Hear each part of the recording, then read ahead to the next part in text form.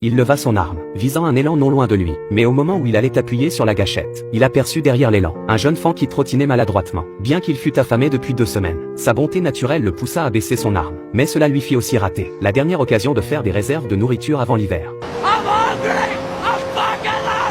Sans autre choix, il dut se serrer la ceinture et se référer à un guide des plantes sauvages pour cueillir des bailles d'apparence appétissante afin de se nourrir. Cependant, au réveil le lendemain, il constata que ses membres se convulsaient de manière incontrôlable. Il se débattit alors pour feuilleter ce guide qui pouvait lui sauver la vie, et découvrit que grand-père avait annoté en petits caractères qu'une autre plante similaire était extrêmement toxique, que son ingestion accidentelle pouvait provoquer un engourdissement des membres, et même mettre la vie en danger. Il compara désespérément la nervure des feuilles, et confirma une fois de plus qu'il avait ingéré accidentellement une herbe mortelle.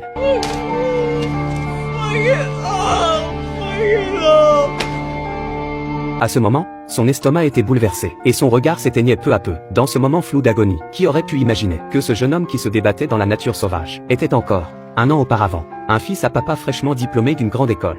Well, my grades are good enough, I think, to get into Harvard Law. Chris, that's wonderful.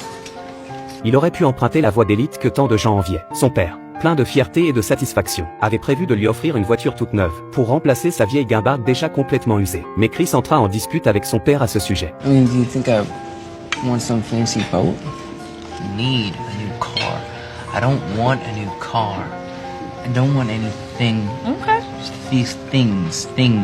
Okay. L'atmosphère à la maison était constamment tendue comme une corde, et il avait toujours gardé au fond de lui un ensemble de principes rigoureux, sans jamais s'attacher aux biens matériels, encore moins se laisser enchaîner par les apparences brillantes. Alors, à la surprise générale, Chris fit don de la totalité de ses 24 000 $ de bourse, puis découpa tous ses papiers d'identité et ses cartes bancaires, à l'insu de ses parents. Au volant de sa vieille voiture, il s'embarqua discrètement dans un voyage solitaire, mais libérateur. Ce fut un voyage intérieur qui n'appartenait qu'à lui seul, sans carte, sans destination. L'errance sans frontières fascine toujours l'âme. Sur la route, Chris apprit peu à peu à lâcher prise sur son passé, à se délester du poids qui pesait sur son cœur. Il s'éloigna pas à pas de ses lourdes responsabilités et règles sociales, comme si chaque pas brisait un carcan invisible. Mais les défis ne faisaient que commencer. Un soir, Chris gara sa voiture dans un canyon abrité du vent, comptant y passer la nuit. Il ne réalisa pas que ce lit de rivière asséchée était une zone sujette aux crues soudaines fréquentes. Au cœur de la nuit, les éclairs et le tonnerre déchirèrent la quiétude du ciel. La pluie tomba à torrent. En un instant, des eaux déchaînées, chargées de boue et de rochers dévalèrent en trombe, et engloutirent impitoyablement sa vieille voiture. Au petit matin,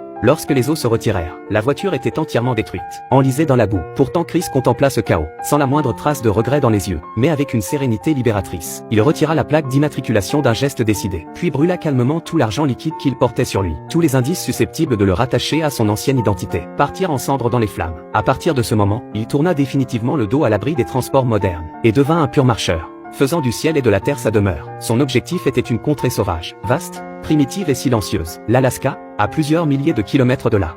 I need a name. Alexander, Supertramp.